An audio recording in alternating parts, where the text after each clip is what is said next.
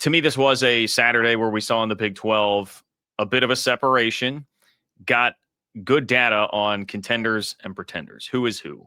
So let's go through biggest winners of the weekend. And one team in particular here that I think is the most difficult to figure out when we're talking contender versus pretender. There's one team I think right now that as the data continues to evolve, I continue to go like, all right, like where are we at on this? Okay.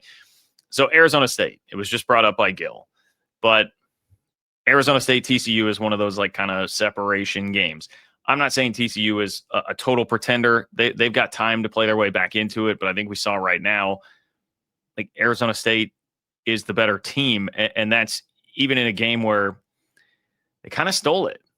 But they kind of stole it to me because of the same concerns and like, I guess you could say issues. It's just been the same vibe that I've had about TCU for a while under Sonny Dykes. Like I mentioned, the running game here, I think, is one of the keys of the game. TCU jumps on Arizona State early. They get up big. And after getting up multiple scores, they had 2 rushing touchdowns, by the way, while building out the 17-0 lead. And from that point on, they only rushed for 8 yards on 7 carries.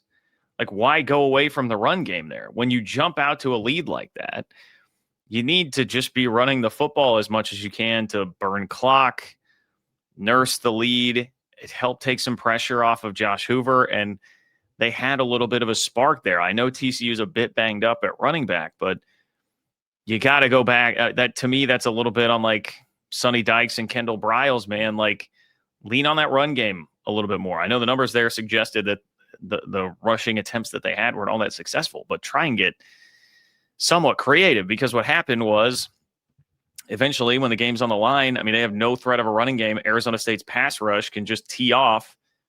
And on those last 2 critical drives for TCU, Arizona State has 4 sacks, including the strip sack that was a turnover that was basically the biggest play of the game. So that's TCU. There's always Sonny Dykes has coached in a national championship game. I understand that. There's always been something that's left a little bit to be desired with me on that. And TCU feels just not quite complete enough right now to be like legit Big 12 title contender. We'll see. That can change. They can get better. But I think that's on the other side. It's like Arizona State. One, I've seen them do it. Like this group of players do it. It was a totally different team TCU had in 2022.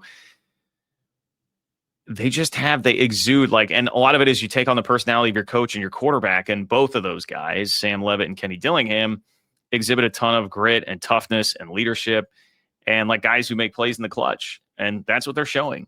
And they did make plays in the clutch at Mississippi State. They still lost the game because the defense gave up a home run ball, but they did make some really clutch plays. So I'm still pretty high on this Arizona State team. I'm still buying. They've got a tough schedule, and that is definitely going to be something to monitor. The game against Utah, awesome game early in the Big 12 season here, Arizona State, Utah, right?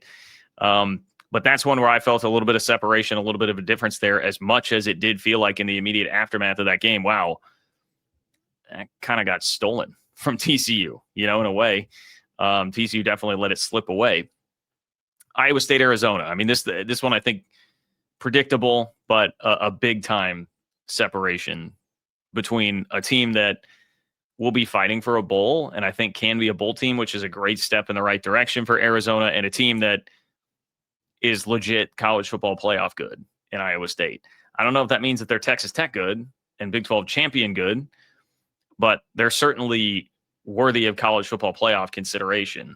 Iowa State. I mean, that game was really kind of an Iowa State special. Like, it was not this 55-0 dominating win where Iowa State just overwhelmed Arizona State with talent, because that's not really what Iowa State does. It was a bit more of like, if you listen to the Solid Verbal, they'll talk about like a crock potting, slow cook, not like a flash fry, but you're just slow cooking in the crock pot.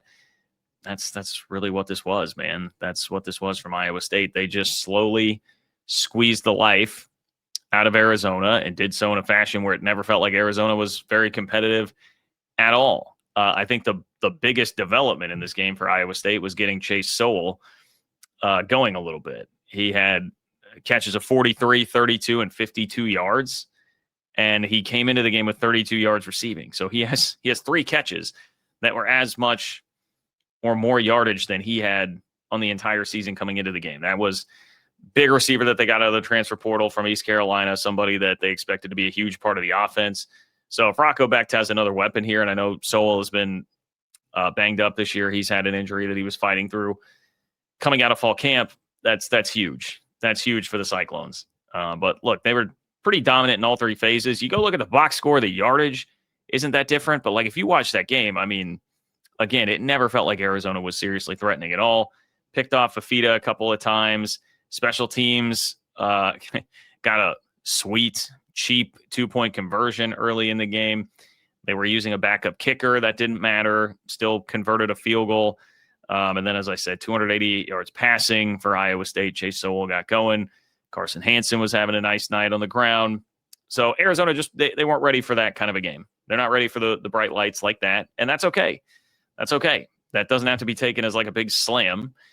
It's just the reality of where Arizona is at right now. Cincinnati and Kansas, another one of these games where I felt like, and this was a surprise to me.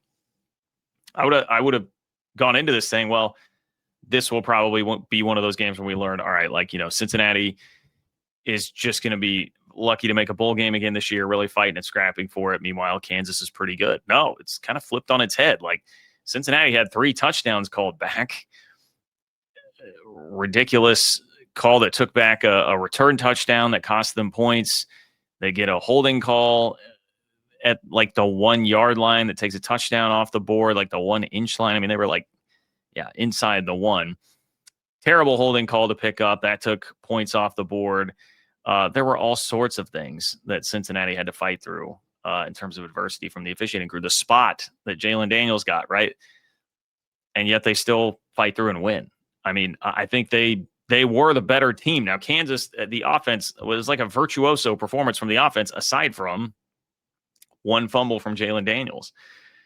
But Cincinnati doing that without Dante Corleone, one of the best defensive linemen in the conference, certainly the heart and soul of that defense for Cincinnati, incredibly impressive. And it's the type of win that, like, we just haven't seen that from Scott Satterfield, to go in and beat a team like that on their home field. I still think Kansas is pretty solid, but they were not quite at the level that I thought they would be. If Kansas were going to be legitimately in the Big 12 title conversation, that's a game you got to win. That's a game you got to win at home. So that to me was a bit of separation in a surprising way. I don't think Cincinnati's in like Big 12 championship contender tier. Now, if they beat Iowa State this weekend, we'll talk. Let's talk. Pull up a chair. And the Vegas line right now has Cincinnati actually as a slight favorite. I was just looking at S&P Plus from Bill Connolly at ESPN right before I popped on here. They had it at like 3.2. I think Iowa State by 3.2. So field goal game either way. I mean, that's going to be close. But Cincinnati now gets a chance to level up and try and do that. So, I mean, your big winners this week in the Big 12, Arizona State. Obviously, I would tack on to the Arizona State conversation here. Mississippi State lost, not looking nearly as bad. Yeah, Mississippi State did lose to Tennessee, but a really close game, one that I actually watched a lot of. I mean, they should have won that game. And Mississippi State is now 4-1. They are markedly improved from last year. You know, the narrative around the Arizona State loss when it happened was, okay, you went and lost to the worst team in the SEC last year. Don't think that's going to be the case this year, man. Don't think that's going to be the case. So hopefully that will continue to age better and better throughout the year for Arizona State's purposes, if they're going to be in the at-large conversation. Cincinnati, mentioned that. I think Scott Satterfield's biggest win, certainly that I've seen since he's been there. And then Houston. I know Houston fans, you've been waiting for this, all right? Houston stole one. And that's why they're a huge winner, because you got to do that sometimes. You got to do that. With like 8 minutes left in the fourth quarter, the win probability, if you're following the win probability graphs, 97.5% chance for an Oregon State win. And yet Houston pulled it out of the fire, and they did so because, one, Willie Fritz has infused a lot of grit and toughness and poise into this team and this program in the last couple of years. Like, ask yourself, do you think a Dana Holgerson coached Houston team that's down 24-10 on the road at Oregon State in that situation is coming back, or even down 14-0, which happened early on there? I don't think so. But the other thing that to me was very apparent about this was just Houston's got a better quarterback. And like, we knew that, but Houston's got a better quarterback. Zion Chris, Donovan Smith, nothing personally against those guys, but I don't think they're pulling you back the way that Connor Wegman was able to. He's a guy that has the pedigree. He's got a ton of talent and showed some moxie there, made some big throws. You know, the moment where it was 97.5% chance that Houston was going to lose, I believe, was right before 3rd and 17 when they're down by 14 and they picked up like 13 or 14 yards and then had a 4th and 4, converted that as well. And then the floodgates kind of busted open. So impressive from that standpoint with Houston. Like, I'm not going to quibble with you at all on what kind of a win that is, how good Oregon State actually is, even though they're now 0-5. Like, sometimes you got to just go steal one, especially if you're a program in the spot that Houston's at right now. You're not going to apologize for that at all. That's fine. And there's ample reason to think that you may have been peeking ahead to what's coming up with Texas Tech. I understand how that would be a look-ahead spot. I totally get it. So that's why you just escape. You say nothing to anybody about it. It goes down as a win. You're never going to have to think about that again. And now you get your big shot. Just said, like, Arizona got its big shot against Iowa State this past weekend. Didn't go well.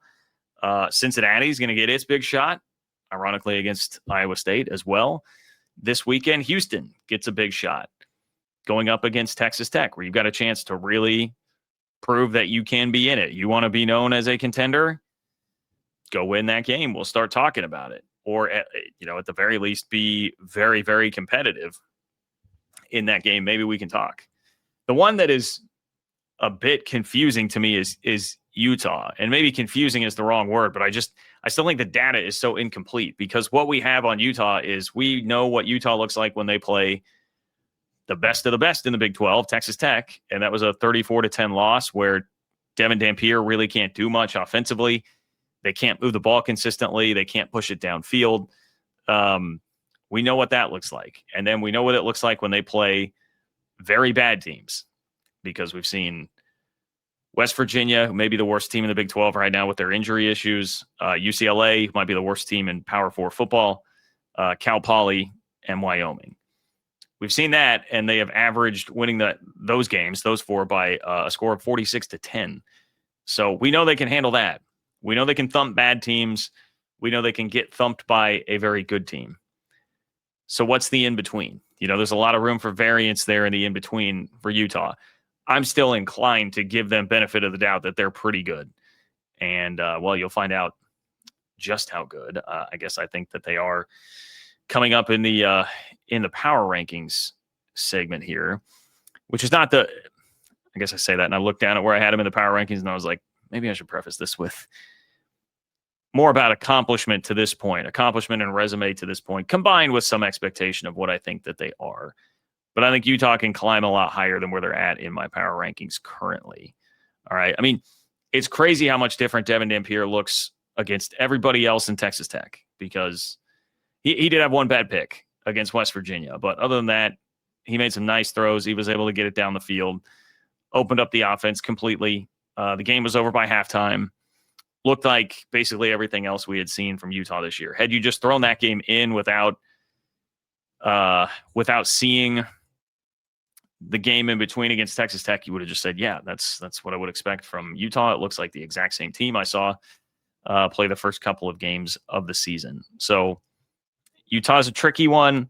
For now, I think they're definitely still in contender tier. I mean, we would have to see a lot more in terms of losses to be dropping them there. But luckily, like I said, we're going to get some answers coming up pretty quick here with Arizona State, which will be an awesome test. Let's see. I was going to pull up the schedule real quick here. That game is week 7. So, yeah, this week you get your Texas Tech Houston, you get your Iowa State Cincinnati. I think those would really headline the week. And then coming off of a bye week after that,